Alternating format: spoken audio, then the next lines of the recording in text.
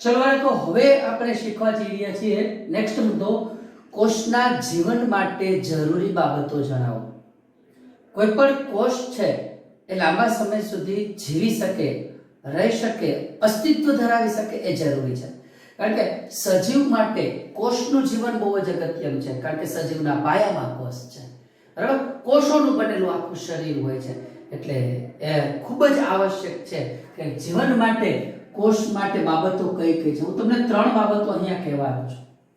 કોષના જીવન માટેની 3 બાબતો. પહેલી બાબત, બરાબર, કે કોષ પ્રસરણની ક્રિયા દ્વારા, પ્રસરણની ક્રિયા આપણે શીખી ગયા, બરાબર, કે વધુ સંકેન્દ્રણ ધરાવતા વિસ્તારથી ઓછા સંકેન્દ્રણ ધરાવતા વિસ્તાર તરફ દ્રવ્યોનું વહન. તો કોષ છે પ્રસરણની ક્રિયા દ્વારા પાણી અને વાયુ વિનિમય સરળતાથી કરી શકે એ જરૂરી બાબત છે. કોષ છે પાણી અને વાયુ વિનિમય, બરાબર, પાણી અંદર પ્રવેશ કરવો, પાણી વધારાના પાણીને બહાર કાઢવું, કાર્બન ડાયોક્સાઇડ અને ઓક્સિજન નું વહન સરળતાથી થાય એ કોષ માટે જરૂરી બાબત છે. એટલે પહેલી વાત, કોષ માટે કઈ બાબત જરૂરી છે એ. બીજું, કોષ છે બાહ્ય પર્યાવરણમાંથી પોષણ મેળવી શકે એ પણ જરૂરી છે. પોષણ મેળવી શકે એ માટે પોષક દ્રવ્યો મેળવવા પડે. એટલે કોષ છે બાહ્ય પર્યાવરણમાંથી વિવિધ પ્રકારના પોષક દ્રવ્યો મેળવી શકે એ પણ એટલું જ આવશ્યક છે. આ બીજો મુદ્દો થયો, બરાબર. હવે ત્રીજો મુદ્દો કોષ માટે શું છે? તો કે બહારથી વિવિધ અણુઓ કોષની અંદર અને કોષની બહાર સરળતાથી વહન પામી શકે, બરાબર. વિવિધ અણુઓ કોષની અંદર અને કોષની બહાર, કોષની અંદર અને કોષની બહાર સરળતાથી વહન થઈ શકે એ જરૂરી છે. જુદા જુદા પ્રકારના ઘટકો છે કોષની અંદર સરળતાથી પ્રસરવા જોઈએ અને કોષની બહાર પણ સરળતાથી નીકળવા જોઈએ. આ બે વસ્તુ જરૂરી છે. આટલી વસ્તુ કોષના જીવન માટે આવશ્યક છે. પાણી વાયુ વિનિમય થઈ શકે, પોષણ મેળવી શકે, વિવિધ પ્રકારના અણુઓ કોષની અંદર અને કોષની બહાર સરળતાથી પ્રસરી શકે, વહન થઈ શકે, જરૂરી છે. હવે ત્યાર પછી બીજો પ્રશ્ન છે, કોષરસ પટલની સંરચના જણાવો. બાળકો, બીજું નામ મેં તમને કીધું હતું, કોષરસ પટલનું કોષરસ સ્તર છે, બરાબર. કોષરસ સ્તરની સંરચના છે ને શેની બનેલી હોય છે એ કહી દો, બરાબર. કોષરસ પટલ કાર્બનિક અણુ, પ્રોટીન અને લિપિડની બનેલી, લિપિડ એટલે આમ જોવા જાવ તો ચરબી, પ્રોટીન અને લિપિડની બનેલી સંરચના ધરાવે છે. કોષરસ પટલ કેવી સંરચના ધરાવે છે? કાર્બનિક અણુઓ, પ્રોટીન અને લિપિડની સંરચના ધરાવે છે, બનેલી સંરચના ધરાવે છે. એ કેવું હોય? પ્રોટીન, જો લિપિડ એટલે ચરબી, યાદ રાખજો. હવે કેવું હોય એ તમે આગળના ધોરણોમાં સ્પષ્ટપણે શીખવાના છો. હવે કોષરસ પટલમાં બીજો એક શબ્દ છે અંતર્વહન, બરાબર. હવે અંતર્વહન એટલે શું? તો કોષરસ પટલની તરલતાને કારણે, કોષરસ પટલ કેવું છે તો કે તરલ છે, બરાબર. તો તેની તરલતાને કારણે, કોષરસ પટલની તરલતાને કારણે, તરલ સ્થિતિસ્થાપક, બરાબર, અને સરળતાથી અંદર દ્રવ્યો પ્રસરી શકે, બહાર દ્રવ્યો આવી શકે. તરલતાને કારણે ખોરાક અને અન્ય દ્રવ્યો કોષરસ પટલમાંથી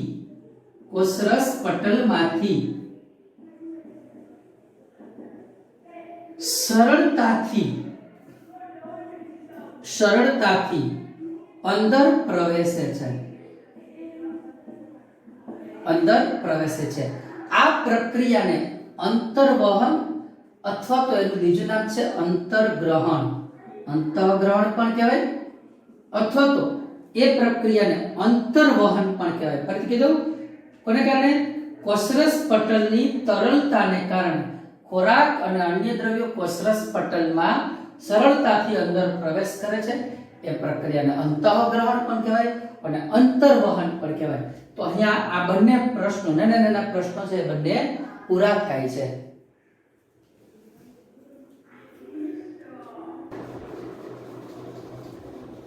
હવે પ્રશ્નોત્તરના પ્રશ્નો છે, બે નાના નાના પ્રશ્નોત્તરના પ્રશ્નો છે એ પૂરા કરી લઈએ એટલે આપણે આ મુદ્દો છે આપણો પૂરો થાય. હવે કોષમાં કાર્બન ડાયોક્સાઇડ અને પાણી જેવા પદાર્થોનું અંદર અને બહારની તરફ વહન કેવી રીતે થાય? બરાબર. તો કાર્બન ડાયોક્સાઇડ છે એ પ્રસરણની ક્રિયા દ્વારા, કઈ ક્રિયા દ્વારા અંદર પ્રવેશ કરે? પ્રસરણની ક્રિયા દ્વારા. બરાબર. અને પાણી જે છે H2O પાણી, બરાબર, એ તમને ખબર છે આશ્રુતિની ક્રિયા દ્વારા, આશ્રુતિની ક્રિયા દ્વારા અંદર કે બહાર, બરાબર, વહન થાય છે. કાર્બન ડાયોક્સાઇડ નું કઈ ક્રિયા દ્વારા? પ્રસરણની ક્રિયા દ્વારા. પાણીનું આશ્રુતિ. હવે બંને છે ને, કાર્બન ડાયોક્સાઇડ અને પાણી બંને યાદ રાખજો કેવી રીતે વહન થાય? પોતાના વધુ સંકેન્દ્રણ ધરાવતા વિસ્તારથી ઓછા સંકેન્દ્રણ ધરાવતા વિસ્તાર તરફ વહન પામે છે. કોણ? કાર્બન ડાયોક્સાઇડ અને પાણી બંને શું કેવી રીતે વહન પામે? પોતાના વધુ સંકેન્દ્રણ ધરાવતા વિસ્તારથી ઓછા સંકેન્દ્રણ ધરાવતા વિસ્તાર તરફ પ્રસરે છે. બરાબર. એટલે પ્રસરણની ક્રિયા કે આશ્રુતિની ક્રિયા? કાર્બન ડાયોક્સાઇડ હોય કે પાણી હોય, બંને વધુ સંકેન્દ્રણ ઓછા સંકેન્દ્રણ તરફ પ્રસરે છે. એટલે આ મુદ્દો છે એ આપણો અહીં પૂરો થાય. ત્યાર પછી કોષરસ પટલને શા માટે પસંદગીશીલ પ્રવેશશીલ પટલ કહેવાય? પસંદગીમાન પ્રવેશશીલ પટલ શું કામ કહેવાય? તો એટલે કહેવાય કે કોષરસ પટલની ત્રણ બાબતો બહુ મહત્વની છે. બરાબર. કેટલાક દ્રવ્યોને કોષરસ પટલ કેટલાક દ્રવ્યોને કોષમાં પ્રવેશ કરવા દે છે. આવો એમ કહે છે. કેટલાક દ્રવ્યોને પ્રવેશ કરવા દે છે, કેટલાક દ્રવ્યોને અટકાવે છે, કેટલાક દ્રવ્યોને કોષની બહાર કાઢે છે, બહાર કાઢે છે. બરાબર. અને કેટલાક પ્રકારના દ્રવ્યોને કોષમાં પ્રવેશ કરવા દે છે, કેટલાક પ્રકારના દ્રવ્યોને કોષની બહાર કાઢે છે અને કેટલાક દ્રવ્યોની કોષમાં ગતિશીલતાને અટકાવે છે. કેટલાક દ્રવ્યોની ગતિશીલતાને અવરોધે છે. બરાબર. એટલા માટે એને પસંદગીમાન પ્રવેશશીલ પટલ કહેવાય છે. શા માટે કહેવાય પસંદગીમાન પ્રવેશશીલ પટલ? પ્રવેશશીલ એટલે પ્રવેશ કરવા દે અથવા તો પ્રવેશ ન કરવા દે. બરાબર. તો કેટલાક દ્રવ્યોને કોષમાંથી બહાર પણ કાઢે, કેટલાક દ્રવ્યોની ગતિશીલતાને અવરોધે, એટલે એને કોષરસ પટલને પસંદગીમાન પ્રવેશશીલ પટલ કહેવાય છે. બરાબર. અહીંયા બંને પ્રશ્નોત્તરના પ્રશ્નો પૂરા થાય.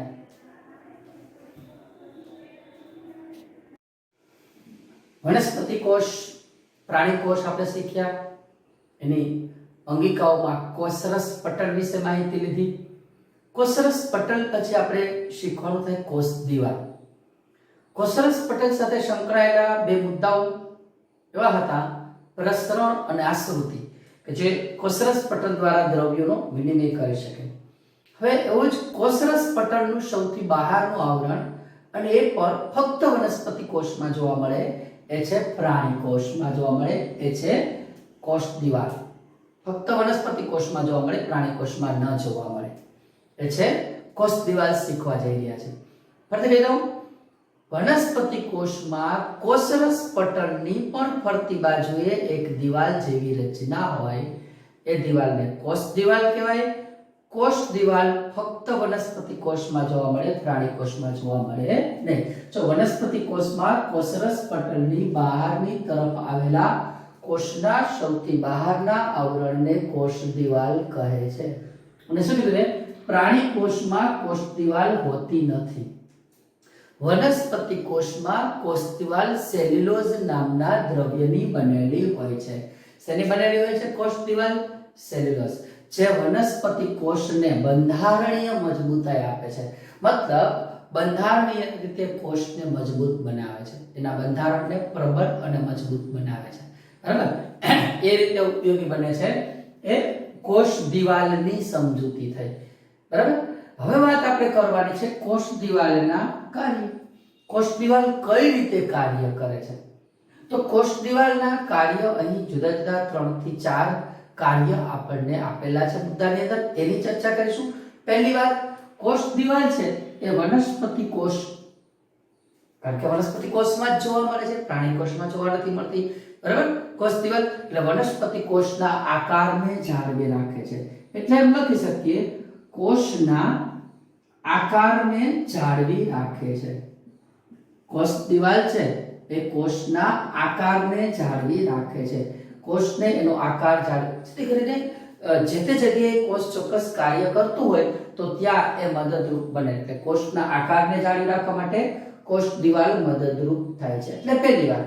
બીજી વાત, આ છે એ કોષમાં, કોષ દિવાલ છે એ કોષમાં પ્રવેશતા પાણી અને પ્રવાહી દ્રવ્યોને પ્રવેશ આપે છે. સરળતાથી કોષ દિવાલ છે પાણી અને કેટલાક પ્રવાહી દ્રવ્યોને, પ્રવાહી પદાર્થોને પ્રવેશ આપે છે, અને એના કારણે જીવંત કોષ દ્વારા આવા દ્રવ્યોનો વિનિમય કોષમાં સરળતાથી થઈ શકે છે, અને તેથી જીવંત કોષ દ્વારા દ્રવ્યોનો વિનિમય, દ્રવ્યો કેવા દ્રવ્યો? પાણી અને પ્રવાહીમાં દ્રાવ્ય હોય એવા દ્રવ્યો, બરાબર. દ્રવ્યોનો વિનિમય સરળતાથી થઈ શકે છે, સરળતાથી થઈ શકે છે, એટલે આ બીજી વાત, બરાબર, કે કોષ દિવાલનું કાર્ય શું છે, એટલે બે. હવે ત્રીજું કાર્ય, આ ઉપરાંત કોષ દિવાલ કઈ રીતે મદદરૂપ છે, બરાબર. આમ તો જે કોષને એનો આકાર જાળવી રાખવામાં મદદરૂપ છે, એવી જ રીતે કોષને યાંત્રિક મજબૂતાઈ પણ આપે છે, અને કોષને જલ શોષણથી બચાવે છે. એટલે ત્રીજું કાર્ય આપણે લખીશું કે કોષ દિવાલ કોષને જલ શોષણથી બચાવે છે, જલ શોષણથી બચાવે છે. ઘણી વખત એવું થતું હોય કે પાણીનું શોષણ થતું હોય, બરાબર, તો એ જલ શોષણ તરીકે ઓળખવામાં આવે છે. તો કોષ દિવાલ હોય ને, વનસ્પતિ કોષમાં કોષ દિવાલ હોય ને, એ વધારાના પાણીને શોષી લેતું અટકાવે, કોષની અંદરથી વધારાના પાણીને શોષી લેતું અટકાવે, એટલે એને કહેવાય જલ શોષણ. એટલે કોષને જલ શોષણથી બચાવે છે.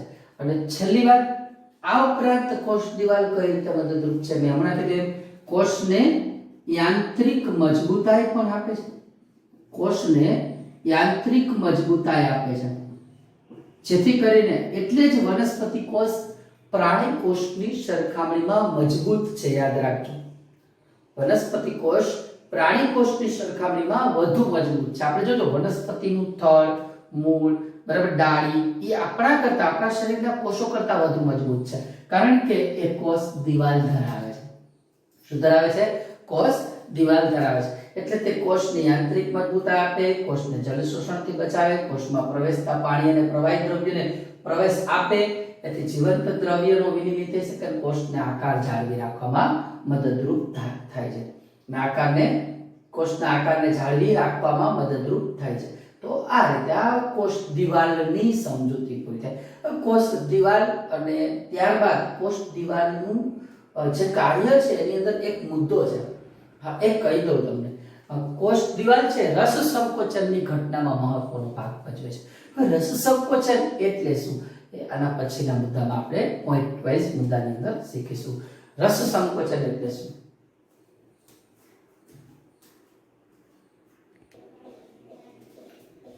તમે વાત કરી હતી ત્યાર પછીની ઘટના શીખવા જઈ રહ્યા છીએ રસ સંકોચન. તો રસ સંકોચન એટલે શું? હવે એના માટે એક પ્રવૃત્તિ વિચારવી પડે, પછી હું તમને વ્યાખ્યા આપીશ તો એ યોગ્ય રહેશે. આ પ્રવૃત્તિ શું છે? તમારે સૌપ્રથમ એક ટ્રેડેન્સકેન્સિયા નું પર્ણ લો. ટ્રેડેન્સકેન્સિયા એક પ્રકારની વનસ્પતિ રિયોલ નામની વનસ્પતિના છોડનું એક પાંદડું લેવાનું છે, બરાબર. તેનો માઇક્રોસ્કોપમાં કોષ તૈયાર કરો, બરાબર. સૂક્ષ્મદર્શક યંત્રની અંદર એનો કોષ તૈયાર કરો. હવે શું કરવાનું છે, બરાબર. આ જે પર્ણ છે એના ઉપર શર્કરા અથવા તો એનો જે કોષ તૈયાર કરેલો છે એના ઉપર શર્કરા કે મીઠાના સાંદ્ર દ્રાવણનું ટીપું મૂકો. યાદ રાખો, શર્કરા કે મીઠાનું સાંદ્ર દ્રાવણ હાઇપરટોનિક દ્રાવણ છે, બરાબર. એટલે વધુ સાંદ્રતા વાળું દ્રાવણ છે. કોઈ પણ કોષમાં તમે અગાઉ શીખી ગયા છો, બરાબર, કે કોઈ પણ કોષને, આ કોષ છે સમજી લ્યો, બરાબર, આ કોષને હાઇપરટોનિક દ્રાવણમાં રાખવામાં આવે. આ કેવું દ્રાવણ છે? હાઇપરટોનિક દ્રાવણ. કોઈ પણ કોષને હાઇપરટોનિક દ્રાવણમાં રાખવામાં આવે તો અગાઉ આપણે શીખ્યા છે કે કોષની અંદરથી પાણી બહાર નીકળે છે, બરાબર. અંદરથી પાણી છે એ બહાર નીકળે છે. આ ઘટના કોષમાં બનતી જોવા મળે છે. આ જે ઘટના આપણને બનતી જોવા મળે છે એના કારણે કોષનું સંકોચન થાય છે. બાળકો, શું થાય છે? કોષનું સંકોચન થાય. એ સંકોચનને આપણે રસ સંકોચન કહેવાના છીએ. પણ આપણે સમગ્ર ઘટનાને જોઈએ. ટ્રેડેન્સકેન્સિયાનું પર્ણ લ્યો, માઇક્રોસ્કોપમાં કોષ તૈયાર કરો. હવે આ કોષને શેમાં રાખવાનું, બરાબર? શર્કરા કે મીઠાના સાંદ્ર દ્રાવણમાં રાખો, થોડી વાર સુધી રાખો, બરાબર. અને પછી કોષનું અવલોકન કરો. સાંદ્ર દ્રાવણની અંદર આપણે કોષને રાખ્યો. આ હાઇપરટોનિક દ્રાવણ, હાઇપરટોનિક દ્રાવણ એટલે મેં તમને કીધું એમ, બરાબર, એકદમ વધુ સાંદ્રતા વાળું દ્રાવણ, વધુ સાંદ્રતા વાળું દ્રાવણ, મીઠાનું કે શર્કરાનું દ્રાવણ, એમાં રાખ્યો કોષને, બરાબર. થોડી વાર પછી અવલોકન કરતા, બરાબર, કોષ રસ છે એની અંદર રહેલું પાણી કોષ દિવાલને ધક્કો મારશે, બરાબર. એટલે શું થશે? આવી ઘટના બનશે કે જીવંત કોષને આશ્રુતિ દ્વારા પાણી ગુમાવવાને કારણે, આશ્રુતિ દ્વારા જીવંત કોષ પાણી ગુમાવશે એટલે કોષ રસનું શું થશે? સંકોચન થશે, બરાબર. તો તમે અવલોકન કરશો કે કોષમાં કોષ રસનું સંકોચન થાય છે અને કોષ રસ, બરાબર, કોષ દિવાલથી દૂર ધકેલાય છે. કોષ રસ કોષ દિવાલથી દૂર ધકેલાય છે, બરાબર. આ ઘટનાને શું કહેવાય છે? રસ સંકોચન કહેવાય છે. કોષ રસ છે કોષ દિવાલથી દૂર ધકેલે છે.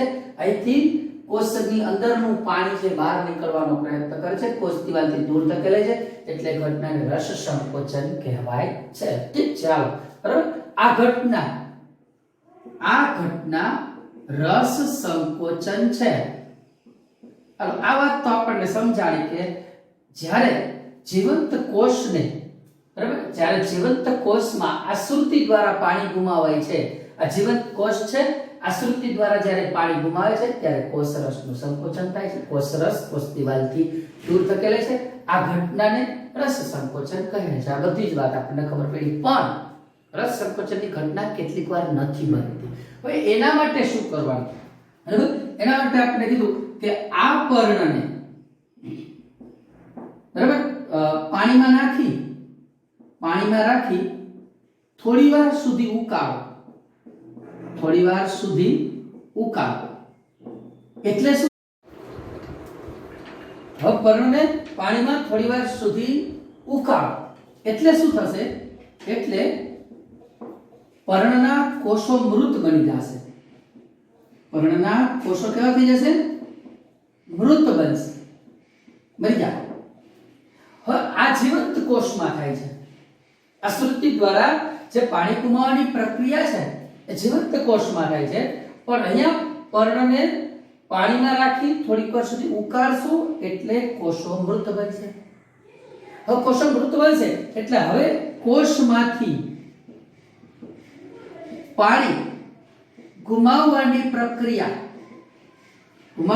ક્રિયા એક મિનિટ, થોડી વાર સુધી ઉકાળો એટલે કોષો મૃત બનશે. હવે હવે કોષને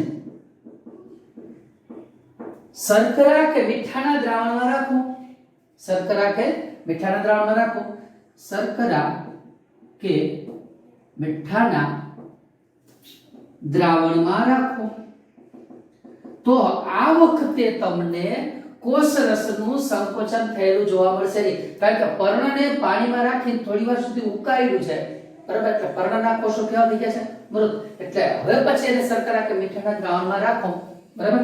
પરંતુ કોષરસનું સંકોચન થશે નહીં.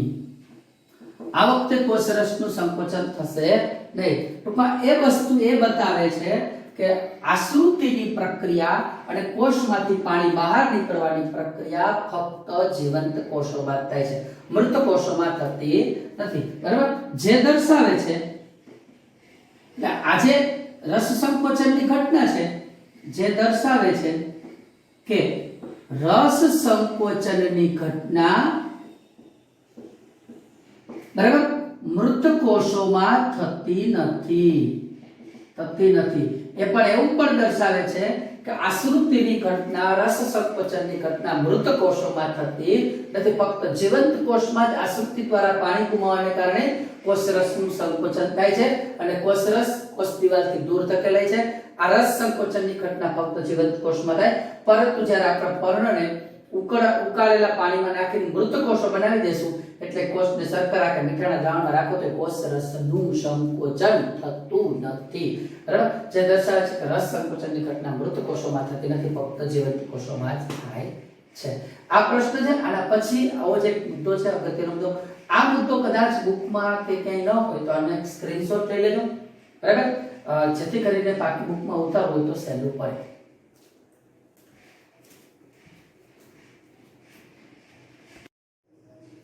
ચલો આપણે જે આગળનો મુદ્દો પૂરો કર્યો એ જ બાબતને સંદર્ભમાં લઈને વનસ્પતિ કોષ, ફૂગ અથવા તો બેક્ટેરિયાના કોષને ખૂબ જ મંદ દ્રાવણમાં મૂકવામાં આવે. આપણે આગળનો મુદ્દો રસ સંકોચન લીધો, એ જ ઘટનાને સંદર્ભમાં ફરીથી વનસ્પતિ કોષ, ફૂગ અને બેક્ટેરિયાના કોષને ખૂબ જ મંદ દ્રાવણમાં મૂકવામાં આવે તો એ ફાટી જતા નથી. શા માટે ફાટી જતા નથી? જ્યારે પ્રાણી કોષ હોય ને એને કોઈ મંદ દ્રાવણમાં મૂકવામાં આવે તો એ ફાટી જવાની શક્યતાઓ છે, કોષો ફાટી જવાનો ભય રહે છે, બરાબર? એ શક્યતાઓ છે. વનસ્પતિ કોષમાં આવું બનતું નથી, એનું એક જ રીઝન છે. વનસ્પતિ કોષ, ફૂગ અને બેક્ટેરિયા કોષ દિવાલ ધરાવે છે. બાળકો શું ધરાવે છે? વનસ્પતિ કોષ, ફૂગ અને બેક્ટેરિયા શું ધરાવે છે? કોષ દિવાલ ધરાવે છે. એટલે કોષ દિવાલ ધરાવે છે. જો આ મુદ્દો તમને કીધું કોષ દિવાલ ધરાવે છે, એટલે એને જ્યારે મંદ દ્રાવણમાં મૂકવામાં આવે, મંદ દ્રાવણ એટલે પ્યોર પાણી વાળું દ્રાવણ, એમાં મૂકવામાં આવે તો કોષ આશ્રુતિ દ્વારા જ્યારે પાણી ગુમાવે છે, એટલે એને જ્યારે મંદ દ્રાવણમાં મૂકવામાં આવે, બરાબર, ત્યારે કોષમાં આશ્રુતિ મારફતે પાણી ગુમાવે નહીં, આશ્રુતિ મારફતે પાણી અંદર પ્રવેશ કરે. કારણ કે આપણે શીખી ગયા, બરાબર, કોઈ પણ કોષને, બરાબર, એની આસપાસના મંદ દ્રાવણમાં મૂકવામાં આવે, મંદ દ્રાવણ, બરાબર, તો આ વખતે શું થશે? કોષની અંદર પાણી પ્રવેશ કરશે. કેના દ્વારા પ્રવેશ કરશે? આશ્રુતિ દ્વારા પાણી પ્રવેશ કરશે, એટલે કોષ ફૂલી જશે. પરિણામે કોષ ફૂલી જશે અને એના પરિણામે આશ્રુતિ દ્વારા પાણીના પ્રવેશથી કોષનો કોષરસ છે એ કોષ દિવાલ ઉપર શું સર્જે? દબાણ સર્જે. કારણ કે કોષ ફૂલે એટલે કોષરસમાં પાણી વધે, કોષરસમાં પાણી વધે એટલે કોષ દિવાલ ઉપર દબાણ સર્જે. પણ કોષ દિવાલ ઉપર દબાણ સર્જે, પરંતુ વનસ્પતિ કોષ, ફૂગ અને બેક્ટેરિયાની કોષ દિવાલ એટલી મજબૂત હોય કે કોષરસ ઉપર દબાણ સર્જે, એટલે કોષ ફાટી જતા નથી. કોષ દિવાલ છે યાંત્રિક મજબૂતાઈ આપે છે, એવું આગળના ટોપિકમાં તમે શીખ્યા છો, જેથી કોષો ફાટી જતા નથી. કોષનો કોષરસ કોષ દિવાલ ઉપર પાછી દબાણ સર્જે અને કોષ દિવાલ ફૂલેલા કોષના કોષરસ ઉપર દબાણ સર્જે, સામે દબાણ સર્જે, બરાબર? એટલે જ્યારે કોષ દિવાલમાં ટૂંકમાં જ્યારે કોષની અંદર પાણી પ્રવેશે છે, ટૂંકમાં કોષ દિવાલને કારણે આ કોષો બહારના માધ્યમમાંથી થતા સાંદ્રતાના વધુ ફેરફારોને સહન કરી શકે છે. જ્યારે પાણી પ્રવેશ કરે છે, બરાબર, ત્યારે એ કોષ દિવાલ છે એ કોષરસને અંદર ધકેલે છે. ટૂંકમાં કોષને અસર થવા દેતા નથી. ટૂંકમાં છેલ્લી વાર કોષ દિવાલને કારણે કોષો બહારના માધ્યમમાં થતા સાંદ્રતાના ફેરફારોનો સામનો કરી શકે છે. વધુ સાંદ્રતાવાળું દ્રાવણ હોય કે ઓછી સાંદ્રતાવાળું દ્રાવણ હોય, પરંતુ કોષ દિવાલને કારણે કોષને કઈ અસર થતી નથી, એ રક્ષણ આપે છે. બરાબર, એટલે આ મુદ્દો છે. બરાબર, એ કદાચ કોઈ બુકમાં ના હોય, બરાબર, તો સ્ક્રીનશોટ પાડી લેજો અને જવાબ લખી લેજો. બહુ અગત્યનો મુદ્દો છે.